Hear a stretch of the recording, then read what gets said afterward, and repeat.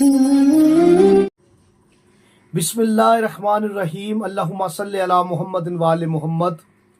تمام حمد کی تسبیح ہے اس پاک ذات کے لیے جس نے ہر شے کو عدد میں گن رکھا ہے، اور درود و سلام محمد و آل محمد پر جو ہر شے کی عدد کو جانتے ہیں۔ میں طالب علم حرف و عدد گلفام علی حسینی، اور آپ دیکھ رہے ہیں فیض حسینی ٹی وی۔ محرم الحرام یہ مصائب امام حسین کا مہینہ ہے، یہ امام حسین کی مظلومیت کا مہینہ ہے۔ اس مہینے میں رسول خدا کے گھر کا بڑا نقصان ہوا ہے۔ اس مہینے میں حسین علیہ السلام کے بچوں کو ذبح کیا گیا، بوڑھوں کو شہید کیا گیا،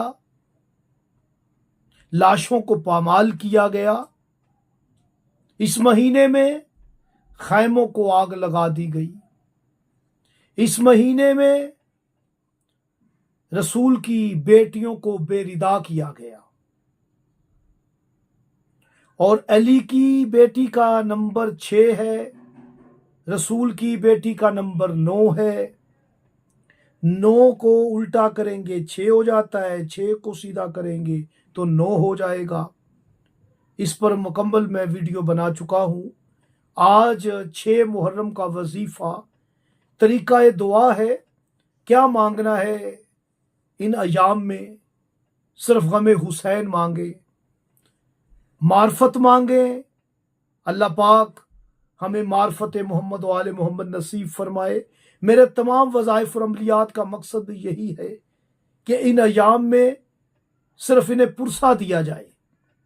مانگنا ہے تو غم حسین مانگو، مانگنا ہے تو ظہور امام زمان مانگو، مانگنا ہے تو مومنین کی جان مال اولاد کی عزت کی حفاظت کی دعا کرو، عزاداری کی حفاظت کی دعا کرو۔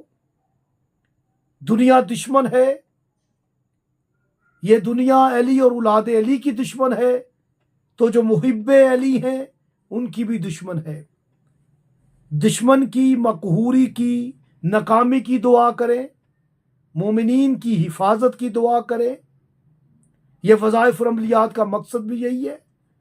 کربلا جو بلا ہے نا، بے لام الف، اس کے ملفوظی حروف دیکھیں گے نا آپ، پھر آپ ان کا عدد نکالیں گے تو آپ کو 6 کا عدد ہی نمایاں نظر آئے گا۔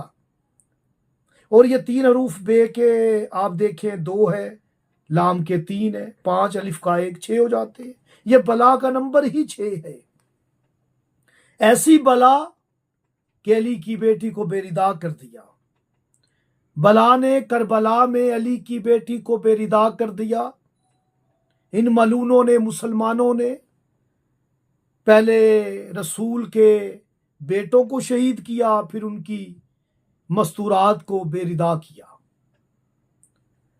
بہت بڑا عمل 6 محرم کا، سورہ ابی لہب، ان ملعونوں کو ذہن میں رکھتے ہوئے اور دشمنان محمد و آل محمد کو ذہن میں رکھتے ہوئے، اور آپ 6 محرم کو